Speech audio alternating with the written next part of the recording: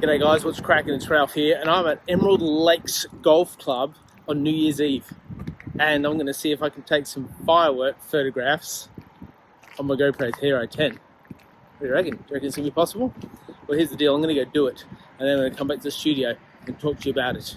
Wish me luck. See ya.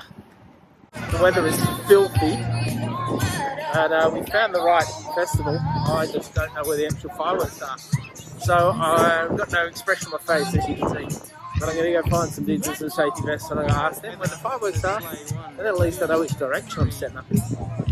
Well, a happy new year to you, because I'm back in the studio the day after it's New Year's Day. I hope you've had a great celebration last night and looking forward to something exciting this year. So let's talk about how we do this. First of all, you need a tripod that is able to be stabilized and tilt.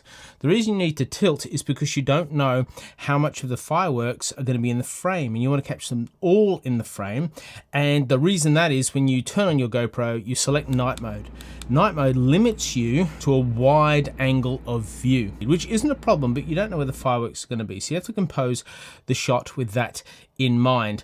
But night mode does give you the power to change your shutter. And that's what we really need for this experiment. And so what you want to do is, if it's pitch black, if there's nothing for days, no light, no ambient light, no mucking about at all, you can actually use 10-second shutter speed, providing your ISO minimum and your ISO maximum are at 100. The reason that being is your aperture, even though it's about 2.8 on the GoPro, it actually expands up to the equivalent of a full frame camera at 7, 8, 9 f-stops. That means everything's in focus. You don't need to worry about whether the fireworks are going to be in focus, but it also means it sucks in a heap of ambient light, not light that's really helpful. And as it does that, you need to lower your ISO to reduce the noise and reduce the amount of light, extra light it sucks in. So if you're just shooting urban in the city like I was last night, all you need to do is use a 5-second shutter speed. Now with 5 seconds, that gives you 5 seconds where the shutter opens and takes whatever's happening. So firework goes off, open the shutter, counts down from 5, closes the shutter, processes the photo, you can go again. I use the vibrant color settings, and for fireworks I turn it up to the sharpest it will go, because I want those fireworks, because they're the whole point of the photograph, to be vibrant in color and to be sharp as. ISO's low to reduce noise, reduces messiness in the photo, makes it nice and crisp.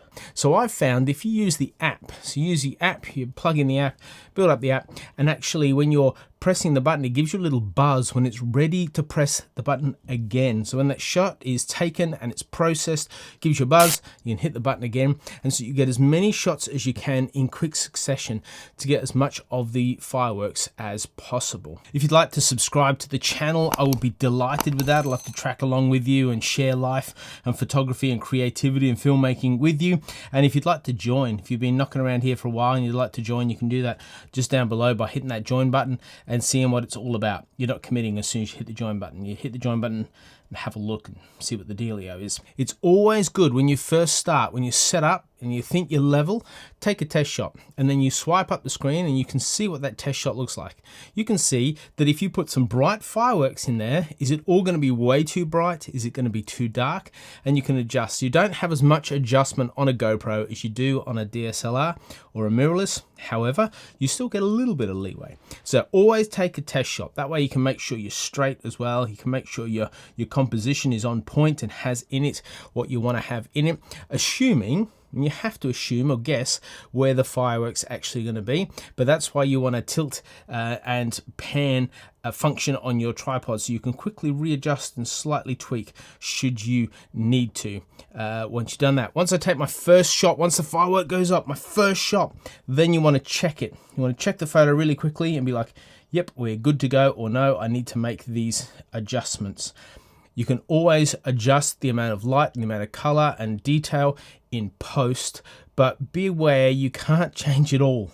So the closer you get it in camera, the better. Finally, you want to make sure your lens is clean. You don't want your GoPro being all like doing everything right and getting home, realize you've just got a smear of mud or water on that on your GoPro. This will take photos in the rain like it did last night, so don't stress. It's all good. It's got this aquaphobic cover, so the water just runs straight off it, doesn't distort your photos. But if it's got a bit of mud or dirt on it, make sure that's nice and clean, ready to go. You also want to make sure that your battery is full, because doing this sort of photography kills the battery really quick.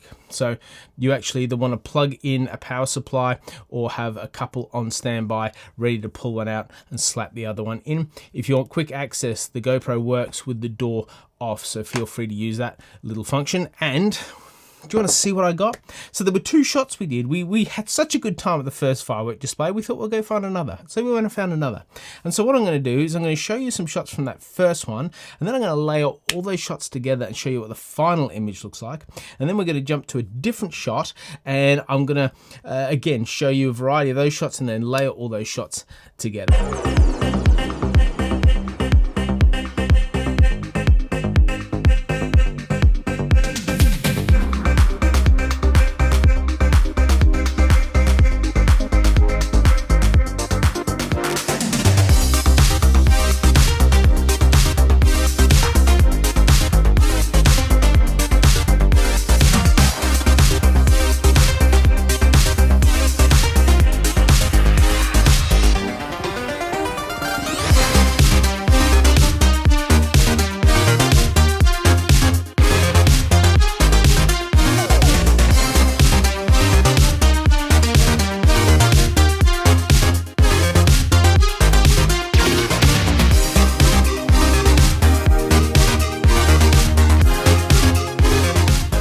What did you think?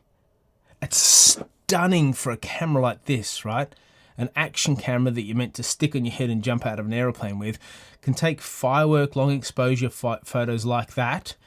It's not quite as good as my mirrorless, but boy, oh boy, for Instagram, it's well in the playing field of what's acceptable. So if you just have one of these and you're thinking, wonder what else I can do with it, should I ever take photos with it? Of course you should.